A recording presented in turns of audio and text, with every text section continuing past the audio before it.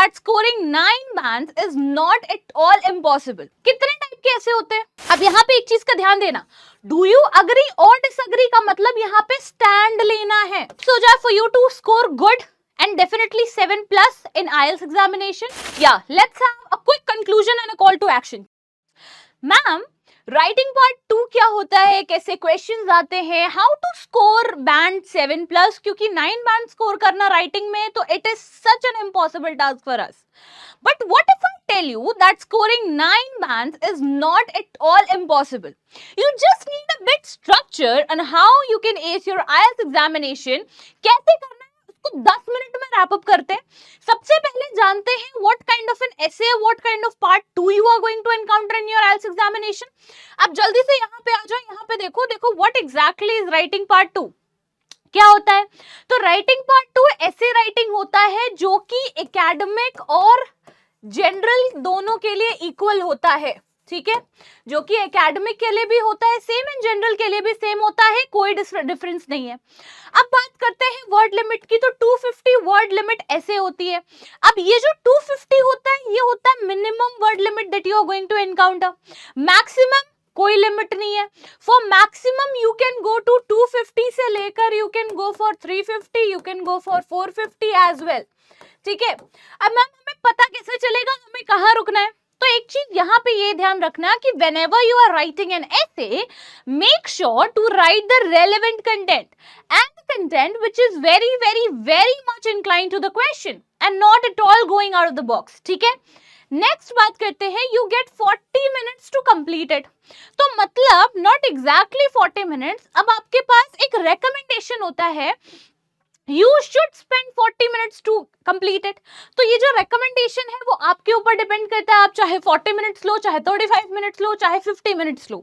But क्योंकि आपको task 1 और टास्क 2 दोनों को कंपैरेटिवली अच्छे से लेके चलना होता है, so 40 minutes is a kind of an average or a very good time band score that is being provided to you, जिसमें आप ये आंसर कंप्लीट कर सकते हो. ठीक है, अब बात करते हैं, it is what 66th of your total writing score. Of course it contributes a good amount of larger band score as compared to task 1. But ऐसा नहीं है कि task 1 को for granted लेना है. ठीक है, चलो अब बात करते हैं what examiner looks for. ये तो हो गया एक sort of introduction कि क्या होता है, कैसे होता है, what exactly we are going to encounter. अब बात करते हैं कि व्हाट आर द पैरामीटर्स जिसमें आपको मार्क्स मिलते हैं. तो देखो सबसे पहले होता है टास्क रिस्पॉन्स. व्हाट एग्जैक्टली है टास्क रिस्पॉन्सेस? टास्क रिस्पॉन्स का मतलब है आपसे जो क्वेश्चन पूछा गया है, how you are answering to it, how perfectly you are answering to that question, and are you completing the question, are you making a relevant pointers with respect to question or not. तो ये तो हो गया task achievement. दूसरा होता है coherence and coherence, cohesion and coherence. ये क्या होता है? बेसिकली कोहेरेंस का मतलब है जो आइडियाज, जो पॉइंटर्स आपने निकाले हैं, अपने आइडिएशन किया है, जो प्लानिंग करी है, उसको how you are sequencing it. Cohesion का मतलब होता है how perfectly you are adding conjunctions, connectors, opening statement, closing statement and linking words, how you are using them properly. Next होता है lexical resource, which is nothing but vocabulary. अब ma'am high vocabulary use करेंगे तभी तो 9 bands आएंगे, ऐसा कुछ नहीं है. अगर आप similar vocabulary यूज कर रहे हो, even if you are using a simple vocabulary, but you are variating it. वेरिएटिंग क्या होता है? वेरिएटिंग मतलब यू हैव दैट फ्लेक्सिबिलिटी. अगर आप गुड फ्लेक्सिबिलिटी के साथ अपने राइटिंग को एनहांस कर रहे हो, फॉर एग्जाम्पल मुझे बोलना है दैट दिस इज ब्यूटिफुल. अब वो जो दिस है वो क्या है? Whether am I talking about a female beauty or a male beauty or a beauty of a thing, we have different kind of words provided with respect to define the beauty of different kind of things. For example, for female beauty, we have this word gorgeous. Okay, we have this word pretty. For the beauty of a man, we have dashing, charismatic. Okay, for a beauty of an object, we have exquisite and captivating. So can you see the flexibility and the preciseness of language? This is what we want when it comes to our IELTS examination. Last but not the least is grammatical range and accuracy. Ma'am ये क्या होता है? Basically सबसे पहले आपको tenses top notch रखने हैं. आप जिस टेंस में बात कर रहे हो, जिस टाइम फ्रेम में बात कर रहे हो, जिस टाइम फ्रेम में कोई एक्शन होना चाहिए, उसी टाइम फ्रेम में आपको वो आंसर लिखना है। फॉर एग्जाम्पल, जब भी हम एकेडमिक राइटिंग टास्क 1 की बात करते हैं, वहां पे try and use always simple present tense in order to come up with an answer. Talking about the essay writing, make sure what kind of an essay you are writing. Are you talking about an experience or an opinion-based essay? वहां पे whenever you're giving an opinion, make sure to write it in present tense. Why? देखो, opinion आपका आज है, कल है, ऐसा तो नहीं चेंज हो जाएगा। Opinion is something which remains constant until there is some other kind of theory acts upon, ठीक है। अब बात होती है कि कौन सा टेंस यूज करना है, ये तो हो गया। बात होती है कौन सा सेंटेंस स्ट्रक्चर यूज करना है।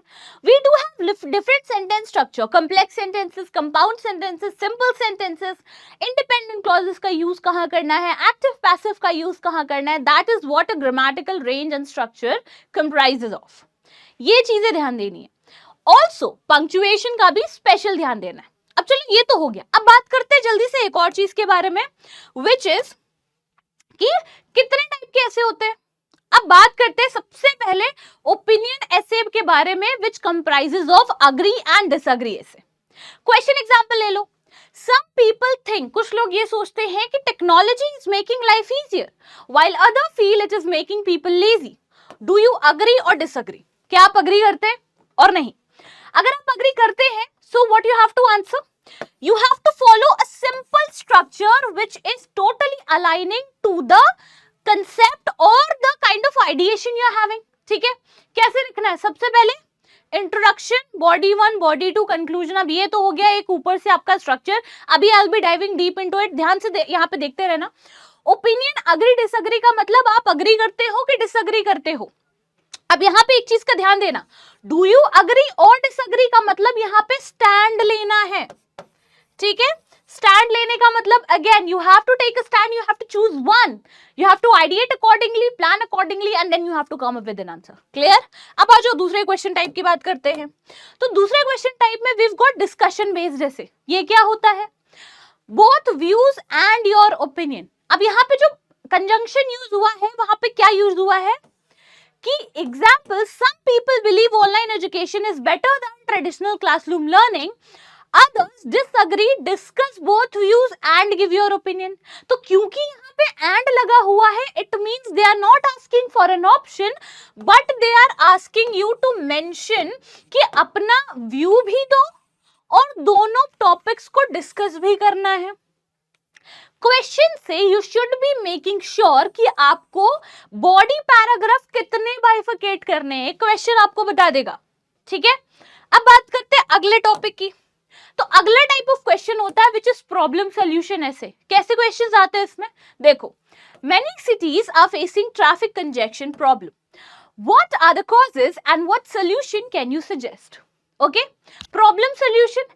अगर आपसे प्रॉब्लम पूछा गया है और सोल्यूशन पूछा गया है, make sure you provide that only, causes नहीं बताना है। Don't try to use your extra brain जिसके वजह से आप आंसर गलत करके चले जाओ और वो लिख के आ जाओ जो पूछा नहीं है और वो छोड़ दो जो पूछा गया है, ठीक है। ये काम नहीं करना है। अब बात आती है एडवांटेज डिसएडवांटेज ऐसे, ठीक है। इसमें भी बेसिकली आपसे बोला जाता है what are the advantages and disadvantages. Again क्या आया? एंड आया और आया, एंड आया है, राइट। तो यहाँ पे ऑप्शन नहीं है, यहाँ पे आपको दोनों मेंशन करने हैं with respect to equal pointers. Structure कैसे करना है अब यहाँ पे देख लो इधर एक बारी। सो एक ये हो गया डायरेक्ट क्वेश्चन जो कि 2 पार्ट ऐसे होता है, मतलब है some people believe art is important in education, other think is a waste of time. Why do you think art is important? What can be done to promote it?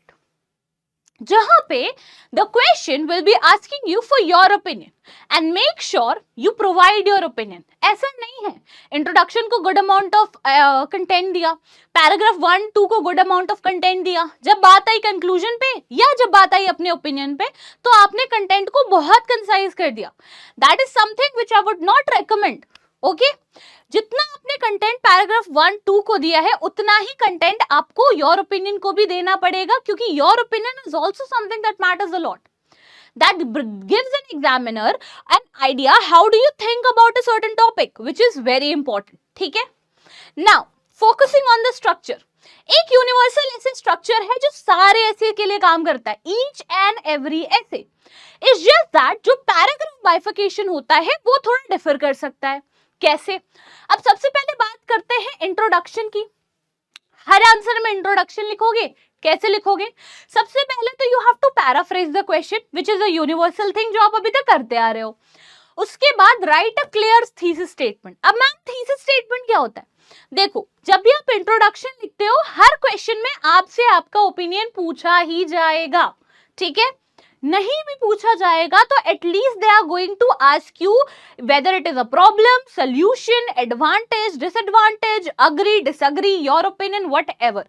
ये चीजें तो रहेंगी, मेंशन कर दो, थोड़ा सा एक आध पॉइंटर्स मेंशन कर दो। Now what is thesis statement? My opinion and explanation on this topic is substantiated further in the essay. Clear?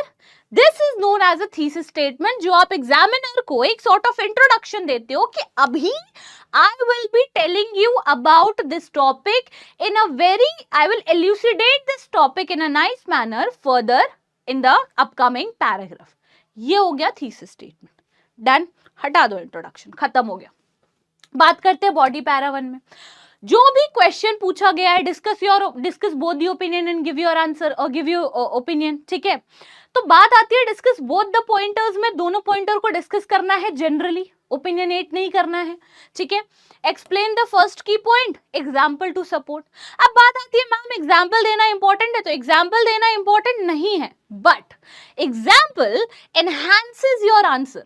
Example जब आप देते हो ना तो आपका एग्जाम्पल आपके आंसर को एनहांस कर देता है, मतलब उसको क्लैरिफाई करता है, उसको जस्टिफाई करता है, which is a very positive point in your essay. So make sure you provide an example, ठीक है? बॉडी पैरा 2 में आपको main idea, explain the second की pointers and then give your example.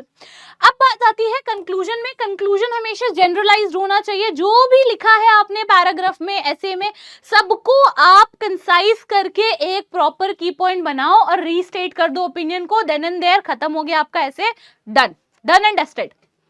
फिर क्या करना? रिवाइज करना है। This is also a part of structure. बिना रिविजन के आगे नहीं बढ़ना है, ये समझ आ गया? ठीक है, चलो बढ़िया। एक क्विक टिप्स हो जाए for you to score good and definitely 7+ in IELTS examination.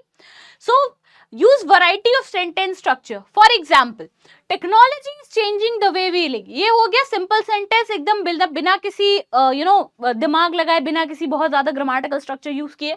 दूसरा आता है कॉम्प्लेक्स, जहां पे हम कोहेसिव डिवाइसेस यूज करते हैं, जैसे although technology makes life easier, it can lead to laziness. कि क्योंकि टेक्नोलॉजी तो लाइफ को इजियर बनाता ही है, बट वो लेजीनेस भी तो लेके आता है।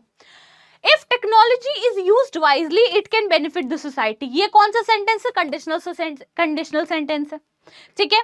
अगर आपको नहीं पता सेंटेंसेस कौन कौन से होते हैं, जल्दी से ग्रामर सीरीज देख लो, IELTS 0 to Hero, you're gonna get that, ठीक है? चलो अब बात करते हैं अवॉइड इनफॉर्मल वर्ड्स। ये तो गलती नहीं करना है, स्लैंग यूज नहीं करना है, कॉन्ट्रैक्शन यूज नहीं करना है, एब्रीविएशन यूज नहीं करना है। अगर चाहते हो कि 7+ बैंड स्कोर कर पाओ तो ये गलतियां मत करना।